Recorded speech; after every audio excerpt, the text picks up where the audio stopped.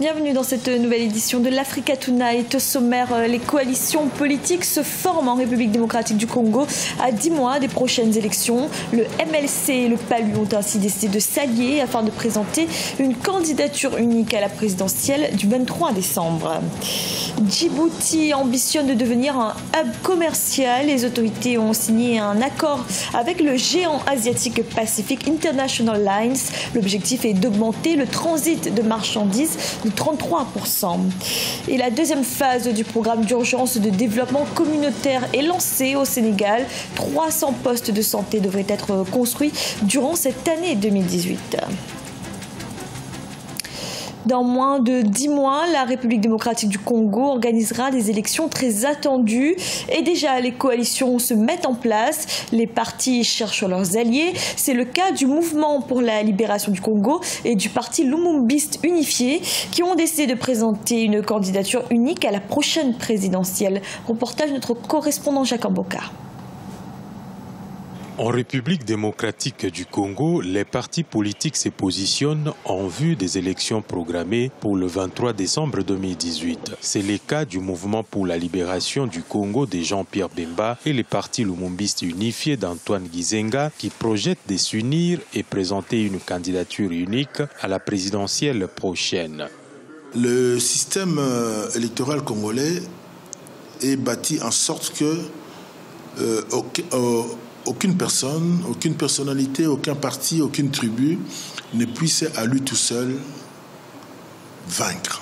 C'est le système de la proportionnelle. Cela nous oblige, avec l'introduction, bien qu'elle contestée, mais qui est devenue le droit positif congolais, du seuil, nous avons l'obligation de nous regrouper. Les partis d'Antoine Gizenga, qui a été une formation politique importante au sein de la majorité présidentielle, se sont lésés de ne pas obtenir le soutien de la famille politique du chef de l'État. Selon certaines sources, son soutien à Joseph Kabila lors de 2 précédentes élections était conditionné par l'appui à sa candidature à la prochaine présidentielle. Pour bon nombre d'observateurs, l'alliance PALU-MLC est contre nature vu la distance de leur idéologie respective. C'est une alliance contre nature et ceux qui le disent n'ont pas tort. Pourquoi? Parce que ce soit le MLC, que ce soit le PALU, ils ont trahi leur philosophie, ils ont trahi leur doctrine, leur idéologie politique. On ne peut pas comprendre au nom de quoi les libéraux peuvent faire alliance avec les socialistes. C'est une seconde tentative qui refait surface entre les 2 partis. En 2006, Jean-Pierre Bemba avait sollicité sans obtenir le soutien des patriarches Antoine Gizenga. Ce dernier avait plutôt porté son soutien à Joseph Kabila. Si beaucoup se réjouissent de ces rapprochements, les observateurs, tenant compte des enjeux de l'heure, doutent encore de la capacité de l'opposition à renverser la vapeur et réussir l'alternance dans un contexte où l'opposition qualifiée de plurielle ne montre pas encore une volonté de s'accorder pour une candidature unique. En Guinée, la crise socio-politique se poursuit à Conakry. Des manifestations ont éclaté ce lundi 12 mars dans de nombreux quartiers de la capitale, notamment dans le centre administratif. De son côté, le gouvernement multiplie les appels au calme et au dialogue. Deokrasas Podo. De nouvelles manifestations ont éclaté lundi 12 mars dans de nombreux quartiers de la capitale guinéenne Conakry, notamment dans le centre administratif. D'un côté, l'opposition qui continue de contester les résultats des élections locales du 4 février et d'un autre côté, les enseignants qui ont entamé leur 5e semaine de grève réclamant des augmentations de salaire. Ce qui se passe aujourd'hui, surtout à Conakry, n'est pas lié à l'opposition. C'est vrai que l'opposition demande aussi l'annulation pure et simple des résultats issus du dernier scrutin du 4 février dernier. Mais le véritable problème aujourd'hui à Conakry est ce soulèvement aujourd'hui des parents d'élèves pour demander la réouverture des classes. Et cette réclamation a été violente aujourd'hui. nous assistons à une situation très grave. Ça fait très longtemps que, surtout Conakry n'avait pas connu une telle violence. Les manifestants, en majorité des jeunes et des femmes, reprochent au chef de l'État Alpha Condé de n'avoir pas trouvé de réponse aux revendications sociales. Déjà le 8 mars, plusieurs milliers de femmes avaient dénoncé dans les rues de Conakry les violences policières meurtrières lors des manifestations politiques. Certaines organisations de la société civile, dans une déclaration, ont pointé du doigt l'escalade de violences verbales dans les différentes assemblées de partis politiques. Ce sont les familles des victimes qui l'ont initié. Parce que enterrer 90 jeunes, des enfants qui n'ont rien fait sauf réclamer leurs droits, moi je pense que ça c'est de trop. Une âme est de trop, à plus forte raison. 90 et jamais justice n'a été rendue. C'est de trop. C'est de trop, nous n'en voulons plus dans ce pays. Il faut que ça cesse, il faut que Alpha prenne ses responsabilités. Le gouvernement guinéen fait face à une vague de contestations sans précédent. Pour tenter d'apaiser les tensions, le président Alpha Condé a entamé une série de rencontres avec plusieurs couches socio-professionnelles du pays. Il prône le dialogue et s'est engagé à prendre ses responsabilités. Reste à savoir si son appel sera entendu. La crise au terminal de Doralé à Djibouti est finie. Le gouvernement qui a résilié le contrat de gestion avec son ancien exploitant a tenu à rassurer les investisseurs. Un accord a été signé avec la société singapourienne Pacific International Lines qui devrait permettre une augmentation du transit de marchandises de 33%. Ibrahim Adjoumaba.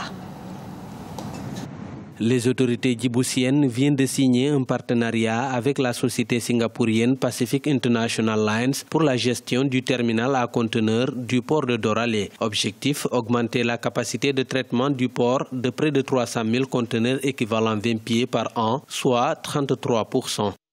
Djibouti a bâti en 2008 un port en eau profonde. L'objectif, c'était d'être un hub pour le transbordement, pas seulement pour les conteneurs pour Djibouti et l'Éthiopie. Et lorsque nous avons bâti ce port, le trafic de Djibouti et de l'Éthiopie ensemble était d'environ 150 000 conteneurs. Nous avons bâti et investi dans notre réseau maritime de 1 600 000 conteneurs. L'accord de partenariat entre la société de gestion du terminal Doralé Container Terminal Management Company et Pacific International Lines prévoit l'usage de 20% de la capacité totale du terminal, qui est actuellement d'1,6 million de conteneurs équivalent 20 pieds par an par le géant asiatique. À travers cet accord, les autorités ambitionnent de faire de Djibouti un hub du transport maritime régional et international. Dès le départ, notre objectif, c'était le transbordement. Parce que l'économie de Djibouti et de l'Éthiopie, l'augmentation du trafic est générée par l'économie de ces deux pays. C'est que nous n'avons pas pu réaliser avec Douane. Jusqu'à aujourd'hui, les ports, après 9 ans, est à moitié vide.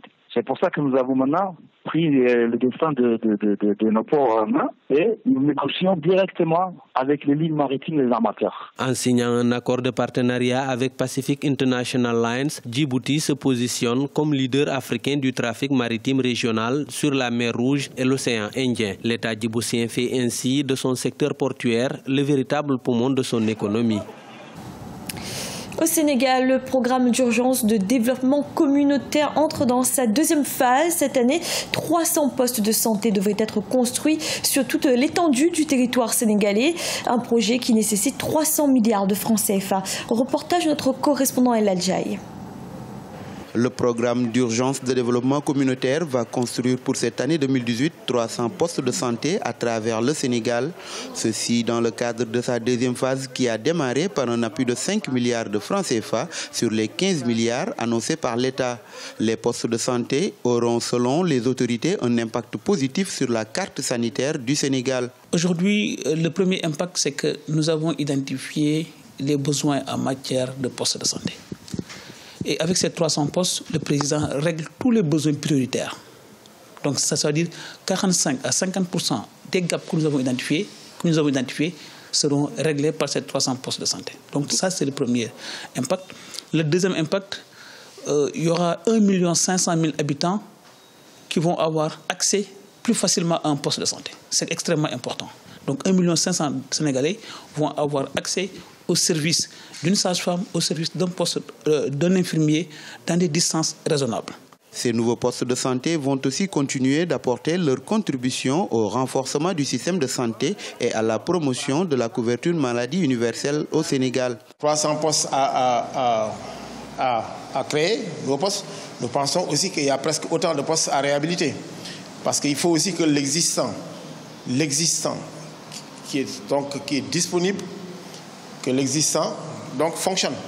Si l'existant ne fonctionne pas, aussi, même si on réalise encore 1000 postes complémentaires, on aura des difficultés. Et surtout, le focus devait être mis sur les ressources humaines et sur les équipements. Lancée en juillet 2015, la première phase du programme d'urgence de développement communautaire est arrivée à terme en février 2018. Ainsi, la deuxième phase de ce programme qui a démarré a besoin d'une enveloppe financière de 300 milliards de francs CFA. Ce journal a été réalisé par l'ensemble de la rédaction. Merci de l'avoir suivi. Retrouvez dans un instant une nouvelle édition de l'information.